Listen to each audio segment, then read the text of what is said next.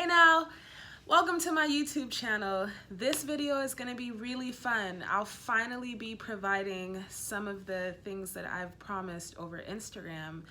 The thing is, I get a lot of DMs, I get a lot of questions in general, just in passing, about what flight attendant life is like, and you know, what are they called? FAQs, frequently asked questions. And so I'll be going into a little bit of depth about that today. It's really hard to give you guys all of the ins and outs because every single airline is different. And so that's a little bit difficult. I have been with a couple different regionals and now I'm over at a mainline carrier. And so I'll be able to give you the difference between some of those things in some later videos, but I just kind of wanted to go into the basics of how I ended up here. And I have some pretty good photos and videos of this trip that I'm on now. I did SFO to LAX, San Francisco to LAX, LAX to Anchorage. Tomorrow I'll work Anchorage, Alaska to Seattle, and then Seattle back to San Francisco. Right now, I'm super excited because you can't tell by looking at me, but I'm sitting in front of a window. However, it's 11:30 at night in Anchorage right now. And this natural sunlight is coming through the window. And I was like, oh, where am I gonna film? Where am I gonna do this video? You know, it's gonna be dark when I get there and everything else. And they were like, no, it's not. The sun is not gonna like fully set ever. So yeah, funny thing, it's 11:30 at night in Anchorage, Alaska right now. And this is the sunlight that I'm getting for this video. It's pretty fantastic. That's another really fantastic thing about flight attendant life. You'll just go to really cool places and see things that, you know, you're just not really expecting. But so I ended up here in Anchorage because I'm on reserve right now at my new airline. Reserve is very common when you start an airline, especially an airline as large as my airline, because all of your schedules are determined by seniority. And so your first couple months out, you do go on reserve, which means that you don't have a guaranteed schedule. That can be a problem for some people. That's one of my frequently asked questions. People ask me all the time, so what will my schedule be like?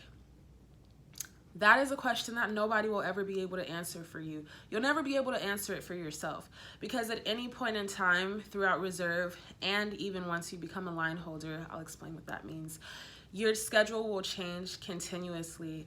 I originally, when I ended up in Anchorage today, was not supposed to be here all night. I was supposed to be leaving later tonight.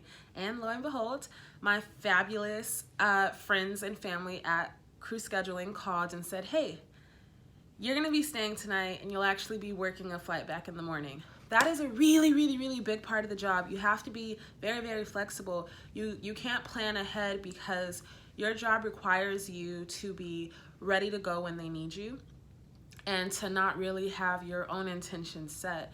It's really fun to plan things on overnights. It's really fun to look at your trips ahead of time and be like, oh, this is in that city and that's in this city and that'll be fun. But I strongly encourage you to never ever get too stuck on that specific thing, because it really can change based upon operational need. So without getting too technical, when you start out at an airline, this is pretty true for regional and mainline airlines. You go on reserve, which means your company is going to be looking at the operational need of the base that you're at. You're going to be assigned a base. By base, I mean a home airport where you'll always start and end all of your trips. That's your base. So whatever is the operational need, meaning what flights need flight attendants, that's how you'll be assigned your trips. At my airline and at a few different other airlines, we do have reserve brackets. Some airlines have morning, noon, and night. Other airlines have AM and PM. We have AM and PM. I'm a PM reserve, so all of the trips that I'll be assigning out of my base will come from the PM reserve bracket, which means all of the flights that they need filled for the night that they don't have a full flight attendant crew yet, they'll start calling their reserves and base to assign them trips. I picked up this trip, which means I went on to that pool. There's a big pool where you can see all of the flights that haven't been assigned. And I actually self-assigned this trip because I wanted to come to Anchorage. Now, even though I did that, keep in mind I just said a few minutes ago, that changed. So I had to be pretty prepared. And I always bring extra uniforms and whatnot. We'll get into some of that stuff in later videos. But that is just the gist for that frequently asked question. What will my schedule be like? You will not know what your schedule will be like. Try not to plan ahead too far, and really, really keep in mind that nothing is ever disappointing. You have to see the good and the bad in whatever happens throughout your trip. I had some delays throughout this trip. I'm staying here a full 12 hours longer than what I intended, but the perks are I am in Anchorage for the first time. The sun is out, and I am, just pretty much able to explore and just have a longer stay here than what was originally assigned to me. So those would be some of the ups and downs. Now, if I would have had plans tomorrow once I got back to San Francisco, that would have been shot down, obviously. So another frequently asked question is, where do you go? You go everywhere that your company flies. So a good thing to do when applying for an airline is to look at that airline's route map. It'll be on every single airline's website. On their main site, it'll say full site. There'll always be a drop down, or like a little, what do they call it? The hamburger, the side of the corner with the 3 lines where you can do the drop down. There'll always be one of those on every airline's website, and it'll tell you the route map. If you want to know where you'll be flying with that airline, go and look at the route map. It'll tell you even where the flight attendant bases are and where the route maps are, so you'll understand that. A lot of people ask, well, will I come home every night? No. There are a few airlines that only fly during the day. That is not my airline. I've never worked for an airline like that. It depends on your lifestyle. If you have children, a husband, both, a wife, whatever, if you have something that you're wanting to come home to every night, I would strongly encourage you to look into an airline that only flies day trips and has you back home every night, or at least pretty frequently every couple of days. To me, that wasn't the route I was going. I really wanted to see the world. I really wanted to spend a lot of times other places than home, which is, I think, one of the biggest perks about the job. But I don't judge people who like airlines like that, because you can find an airline that caters to your lifestyle. That's the best part about being a flight attendant, is that you can always find an airline that caters to your lifestyle. Now, don't confuse that with it catering to your schedule, because that'll never happen, ever. It'll never happen. So get that out of your head and learn that if you are going to apply for this job, that you're just gonna have to go with the flow. I cannot stress that enough. I've seen too many tears. I was supposed to be here, I was supposed to be there. We're all human. It happens to us. You do get disappointed naturally, but it's really important to go into this profession with a mind state that you will end up in a lot of places that you didn't mean to, and you will have really great things happen there. Not every trip is going to be super, super glamorous and fun, and you won't have, a Hawaii overnight on every single trip, but everything is what you make it, and so you really have to keep that in mind in this industry.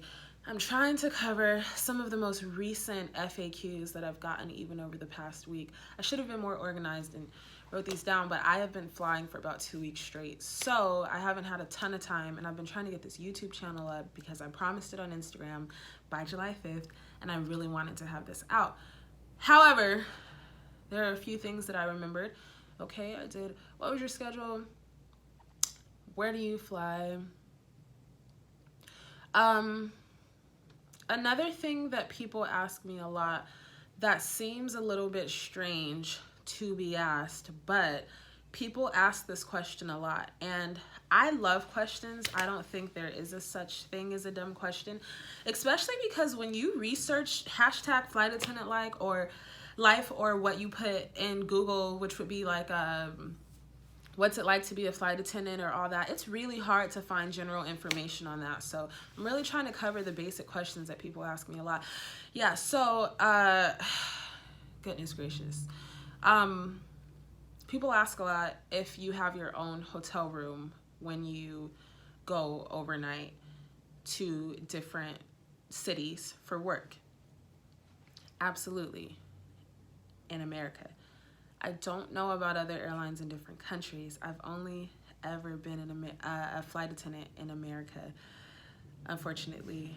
So I can't give you too much information. I have heard rumors, but I don't want to tell you all anything that I don't know factually. I know that the airlines in America, most of them, you will always have your own room. When you're assigned a trip and your company is paying for that hotel, don't get that confused with non-revving when you're just wanting to fly somewhere on your flight attendant benefits and all that. Your room and board is up to you. But when your company calls you and they assign you a trip and you're working with a crew of however many people, you will always be assigned your own hotel room. You will not be made to share with anyone else. People ask me that question a lot because I think that it's a general concern with comfortability, which is very understandable. I could really understand why that would be a frequently asked question, because it's so taboo. Everyone's like, oh, the flight attendants and the pilots, you know, they're all smashed in one room and only God knows what happens. It's ridiculous and it's not true. The pilots have their own room. The first officer and the captain, the A, B, C, D, and even E flight attendant will always have their own room. So that's not something that you have to worry about. People confuse that a lot with training. When you're in training at an airline, there are a lot of airlines, most airline, every airline I've ever been at, I had a roommate in training. Did I break down training? Okay, I should start there. So training, when you go to an airline, you have to go through a training period. Every airline is different. Everyone doesn't have the same fleet. Fleet is the aircrafts, the type of aircrafts that the airline flies. So depending on how large your fleet is and how many different types of aircrafts will determine what the FAA says is the amount of time that you need to be in training to be able to learn all of that information sufficiently. So you will go to a flight attendant training no matter what. I had someone say to me, so if you've done one flight attendant training and you've switched airlines a few times the way that I have, why would you have to go to multiple trainings? Because every training is different, every airline is different, and the FAA requires you to know on a much higher level than us to know certain information based upon that airline, where that airline flies, the type of aircrafts, the operation of the aircraft, all of that. So no matter how many times you switch airlines, you will always go to training. I got on training because I was talking about sharing a room. Now, while you're in training, before you've gone out on the line, it's what it's called. After you complete training and you officially start working as a flight attendant, the term is called going out on the line. And so when you go out on the line, you will always have your own room. When you are in training, there are a lot of airlines where you will have a roommate. Like I said earlier, everything is what you make of it. I've had some really, really interesting experiences with that, and I've had some really, really fantastic experiences with that. I have friends that I roomed with at my smaller airlines. Still to this day, we talk and we keep in contact. I have a roommate that I hope I never see again in my life. Well wishes to her. That was our experience. And so you have to be mindful of that when you're going into an airline. I think a lot of people have a lot of expectations and entitlement, not really in a bad way, do I say that, but you really do have to understand that this is a career that millions of people apply for every single day. Okay, millions. Statistically, it's been shown that it is harder to get hired at some airlines than it is to get into Harvard University. So keep that in mind when you're applying, and when you do get hired, and when you do go to training, that you are one of thousands, hundreds, millions of people who wanted that position, and you're very blessed to be there. So if you get in training and you have a roommate that's not going so well for you, just remember that it's only temporary, and once you get out on the line, you'll have your own room all the time, every time, guaranteed. Okay, so that was a few of my most frequently asked questions. I really hope that I wasn't all over the place. I really tried not to be. In the drop down, you can ask more questions and give me even some pointers. I'm very new to this, you guys, so be gentle with me. I'm still trying to get my vlogger flow, but if you do have questions, a lot of my subscribers now do follow me on Instagram, so you can shoot me a DM. Under the comments, it can be a little flaky. I can be flaky under the comments just because I can't see them all, and sometimes I have them turned off because of what I'm doing, or just the fact that people have a really hard time understanding what's appropriate to ask in a comment on social media and what isn't. If it's going to be something more personal about the airline industry, please DM me. There are a lot of things federally that we have to be really careful about sharing, and a lot of information that we have to be really careful about putting on the internet. Excuse me. This is a really serious job. Everyone is aware of 9/11 and incidents and accidents that have happened on aircraft, so safety is always first, and we do have to protect the safety and the integrity of our job that we do. So a lot of questions I probably won't answer. There will be a few that I'll tell you, hey, you know what? Once you apply and you're in training, ask me this question again.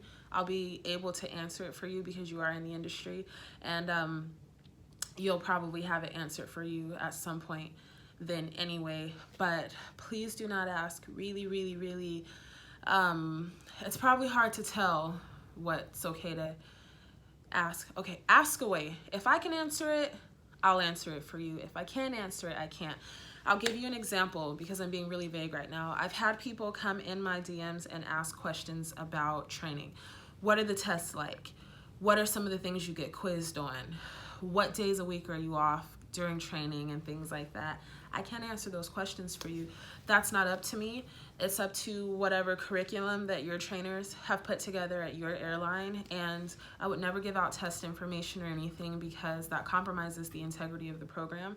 Those tests are there to make sure that you know how to do your job proficiently. People think that this job is pouring coke and flying around the world really glamorously, and it isn't. We have a lot of safety responsibilities that are very important. And when you get 35,000 feet in the air, you are the only person who fully knows how to handle that aircraft and what to do in the event of an emergency, medical or whatever. And so there's a lot of training involved that has nothing to do with service and uniforms and the glamour. Most of training, 90% of training, is how to keep people safe in an aircraft and how to keep people happy. And so just to come back full circle, I'll do my best to answer the questions that I can answer, and if not, I will politely let you know that I can't. So if you haven't already, drop down, subscribe. I'm hoping to put out videos like this with a lot more content because I know that that's what people want. My first two videos, I was just playing around a little and kind of just showing you guys, you know, some of my earlier trips. I kind of really wanted those documented just because I don't have any of those documented at any of my first airlines. And so I was like, this is it. This is the last run for me. So it's very important for me to get those together, just kind of for photos and memories. And it'll be cool for you guys to just go on, see a little bit of what happens in training in those photos, and just see some of my nerves and my jitters and my first crew hotel here, and just some of my first experiences that I had. But coming up, a lot of the videos will be more so like this and very informational. And of course, I'll always show you guys pictures and videos and a little bit of scenery just so you can travel the world with me. That's the point. Anyway, welcome to Alexa Airlines. Subscribe below.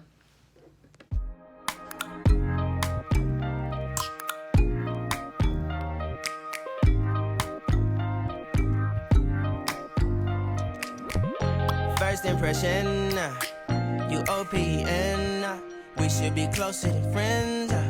If you OPN, engaging is on my agenda. Request my chariot to get ya. The door's OPEN. Take that hot road and hop in.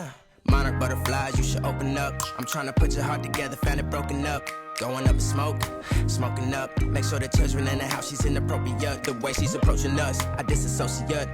Exfoliate, the renegotiate. She's closing up. Come to visit me, she say that she the loneliest, and it's hard to open up. Open you up like a Pokeball. Open up, tear you out for a Pokeball. Let your emotion waterfall on me. Open up. Open up.